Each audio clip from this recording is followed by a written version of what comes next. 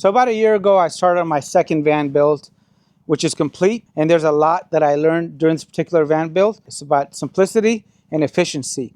So in this video, we're gonna find out if this power station from Comvolt can really be wired up in 1 hour. And is it easy to understand, or do you have to be a rocket scientist? Welcome to RandomFix. So this video is gonna be a little bit shorter. It's not gonna be super detailed. And if you guys wanna know more about the efficiency and all the other things that are related to this particular power station, I will go ahead and leave you guys links down below. I'll display it on the screen. If you guys like this kind of content, give it a thumbs up and consider subscribing. Now let me go ahead and turn the camera around because we got less than an hour of sunlight left, and you guys can decide for yourself if this is something you guys should consider. All right guys, so the sun is right here. So I'm gonna go and show you guys everything. Car charging, solar charging, wall charging, everything you can imagine under the sun that you'd wanna go and power in your van. We're gonna break this down. Here's the portable power station, and this happens to be the 4200, and this is the upgraded model. So there's quite a few cool things about this. I'm more focused on wiring it up. The very first thing that we need to figure out is how to charge this off shore power.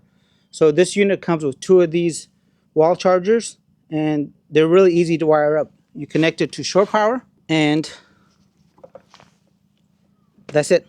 Now you guys can see the unit is charging. Yes, there's an app available and there's a display, which will go ahead and give you that information.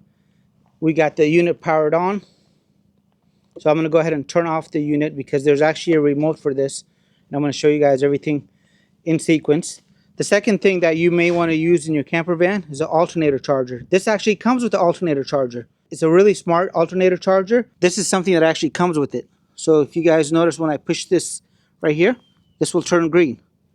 Now, this is charging as well. Okay, so we got it charging with the wall charger and the car charger. So charging is pretty much handled, but you may want to go ahead and do solar. So let's talk about that. This can handle up to 400 watts of solar. On the back of the unit, it's got a simple XC60 connector, and it's got a good range of power it can actually go and take. So from 20 to 40 volts, 400 watts max. So now you're probably going to want to talk about the big elephant in the room, which is the main reason for buying this, which is going to be native 12 volt power. So this has an Anderson connection. Everything is plug and play. So I'm going to go and connect this right here.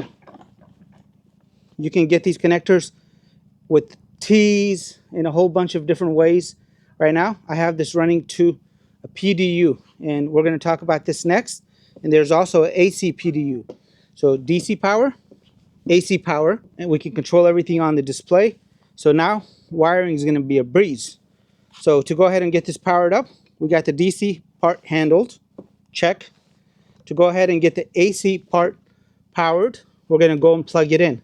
It's got a simple connector, and it comes with a cord. And everything that I'm showing you guys here, it's pretty much included so far, except for the solar panel and that battery. And they even have a floor mount, which I'll talk about later on. So now we got the DC power taken care of, got the AC power taken care of. We need to handle communications. So this particular power station uses Ethernet. Ethernet has been around for a very long time, and there's one key factor I like about it. It's very reliable, and it's easy to find cords in different lengths. Again, these cords were included. So there's 2 COM ports on the back here. I can use either one of those. So I could daisy chain them, and there's a whole different way you can do this as well. But I ran the cord here straight to the back of the display here, which I'll go ahead and show you guys in a little bit. And I promise you guys, I have not opened up the owner's manual on this.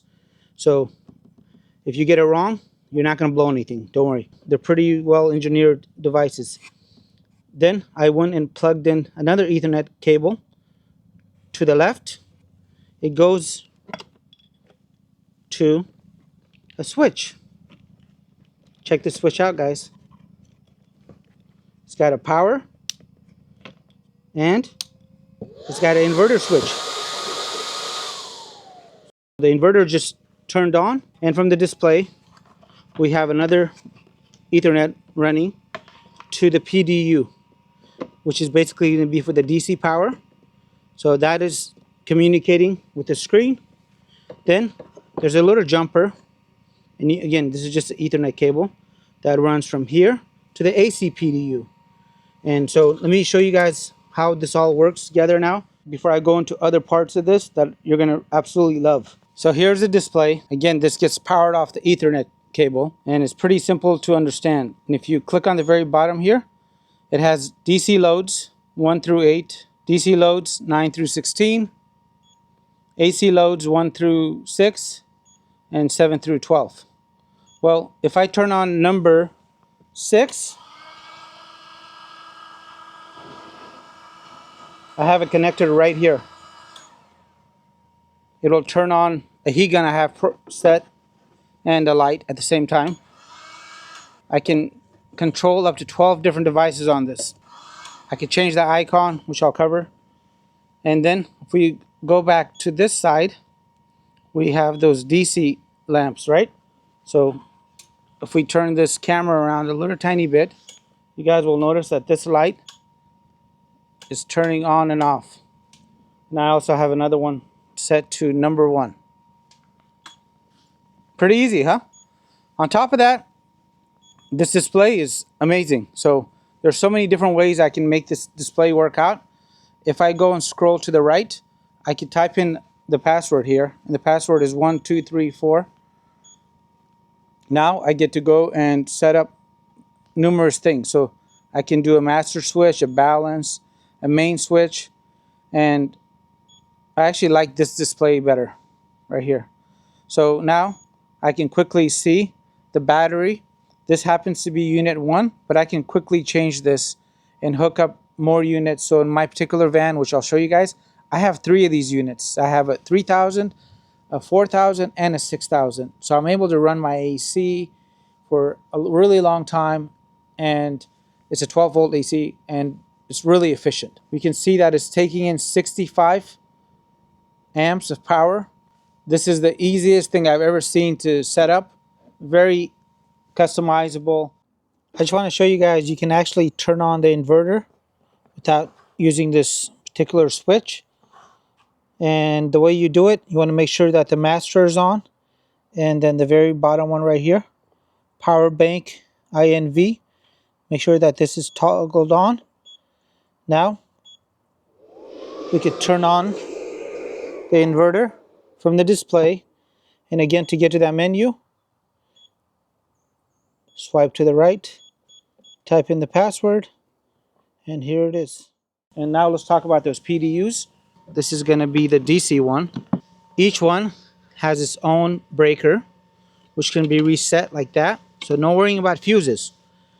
No worrying about complicated wiring, as this just takes a positive and negative. It receives all the power straight from the unit. So it is going to have protection, and there's going to be already fuses in place.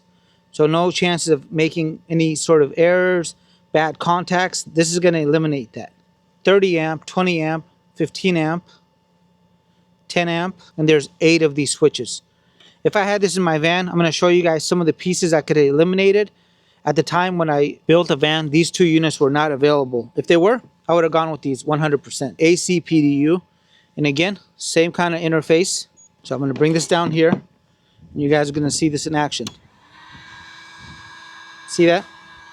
That's a 1500 watt heat gun hooked up. That takes a lot of power, guys. I'm going to turn it off. So we have a 20 amp connection here. Yes, 20 amps is a lot, guys. Now if you're going to run something like 120 volt AC, and you're going to use this connection right here, instead of just plugging it into the back of this right here, I would definitely recommend that you hardwire it right here. As you guys notice, this is a better connection point. The rest of these are going to be 10 amps. Each one is going to have its own circuit breaker. So no worrying about any complicated wiring, or the fact that some of those wires can actually get loose over time. In my van, I had to go through and do so much diligence to make sure I cover up each connection. Doing that in a very tight space is complicated. If I had this, it would have been very easy. And you guys might be wondering what kind of connections these are. These are really easy to wire up. Line, which is going to be normally the black wire. We have the ground, which is going to be green. It's going to go right in the middle here. If you wanted to pop that up, you just do this. That's it, guys. we have the neutral. And this is it, guys. There's nothing else to go and configure. Honestly, this is the coolest thing I've ever seen. We talked about the switch, we talked about communications, we took care of the AC power, we took care of the DC power, took care of the source for the DC power, which is right here. We took care of the source for the AC power, which is coming right from the inverter, and we took care of solar. I really don't know what else we would want in a system, as this thing is going to be pretty much everything I could ever dream of. But it gets better than that. This actually comes with something that's pretty unique. As this has so much power, you could jumpstart a tank with this. These are alligator clips, guys. Even though the wires are a little bit on the thin side, you could jumpstart a car with this. I happen to have the thicker ones from the older systems, and I jumpstarted my car with no battery using the Comvolt system. This is a 120 amp connection, guys. This is a bi-directional 40 amp connection, and you could do a lot with that. So you can use it to power up devices, or you could use it to charge up the device. And this unit is really built for longevity, which is probably going to be one of the main reasons I went with it, because I'm not trying to go rewire the van in 5 years. And if something on this unit doesn't work out, it's completely serviceable, guys. This is an aluminum case. Check that out. You can actually take this off. This is not some plastic junk. On top of that, they really thought about everything. So I can go through and hook up an equalizer right here. So if the batteries become unbalanced after a couple of years, I can handle it within minutes, guys. There's a port right on the front. And I want to show you guys something really quick. The camera has been rolling 18 minutes. I have plenty of sunshine left. And honestly, this is going to be the coolest power station that I've seen that is native 12 volts. Easy to understand, easy to wire, nothing to worry about. It has connections here for Victron units. So if you have a Victron module or something and you want to take advantage of it, go for it. So you might be asking yourself how you go and expand these systems. These systems are fully expandable. So this cable right here is going to be one of the ways you can do it. So you can quickly connect a total of 3 units or 2 units and the DC PDU right here with a third one. Or if you wanted to go and put 10 of these together, you could. And if you buy the bigger modules, they actually have 2 connectors like this in the back. And for home backup power, guys, I didn't mention this. This has a 0 millisecond transfer. So no need for a transfer switch. If you have any sort of special medical devices, this is not going to have any downtime, as it's going to automatically switch over. And that's what I love about it. It's great for home backup power as well. So you can take it out of the van in case you're having a blackout, or you could just run an extension cord to whatever you need to power up. That's what I normally do. I live in an area where the power goes out all the time, and I always have my power station ready to go on the camper van to supply power to me and my neighbors. Anyway, there's fuses included. These are actual good quality fuses right here. I normally like to use breakers. Here's the other wall charger right here. Strapping is included. And they've really made this simple, guys. Here's even a floor mount. Now let me show you guys what I've done in my van. This is my display. And it's a little bit smaller than the display I showed you guys earlier, but that wasn't out at the time. I didn't have a switch box, so I had to make my own switch box here for a total of 8 different accessories that I go and control. Here's the lights. There's that AC that I told you guys about that I power with my Comvolt unit. It's able to go ahead and handle the convection oven, induction. Okay, let me show you guys my 3 units. These have been on for 1 year. I have not turned them off. I normally run with one alternator charger that turns on by itself when the ignition is on. But if I want to turn on a second one, I can quickly hit this button. You guys saw this turn on. And now I'm charging off the battery. I only do this for emergencies when I'm gone for a really long drive. I normally like to go ahead and charge off solar or shore power whenever possible. And shore power connections on this are super easy. If you guys have a camper van, you can make them stealth and not risk drilling into metal. So anything that I talk about, there's going to be a video for. So I'll show you guys how to install this down here. And when I'm at home, most of the times I do not plug into shore power because I have the 400 watts of solar up here, plugged it in, and it handles everything for me. No configuring, no sitting there trying to manage anything. Everything's handled, as they've really built a great system here. And since this is 12 volts native, you can use cool things like 12 volt heaters. Those are 30 bucks. And they do a really good job. And since it's got a nice inverter, you can use cheaper components such as that 120 volt water heater, and that inverter handles it no problem. If you guys are learning something new, make sure that you guys give the video a thumbs up.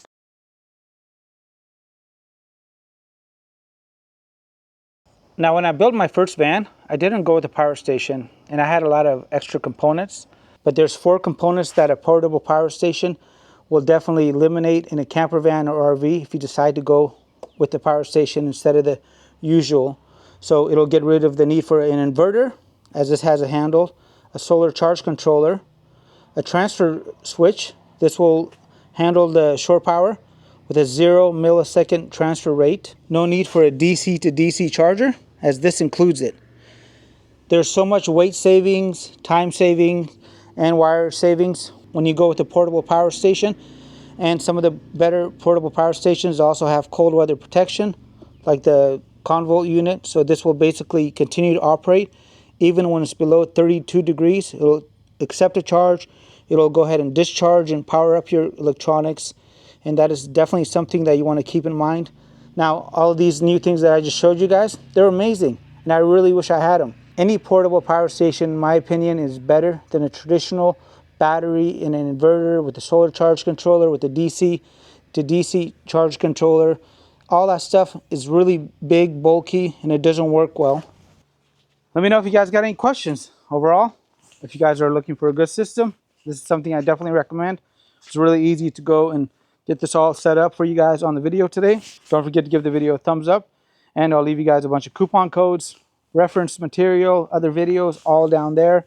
And if you're really interested in this, make sure you guys check out the video at the end right here, because Google thinks you'll like it.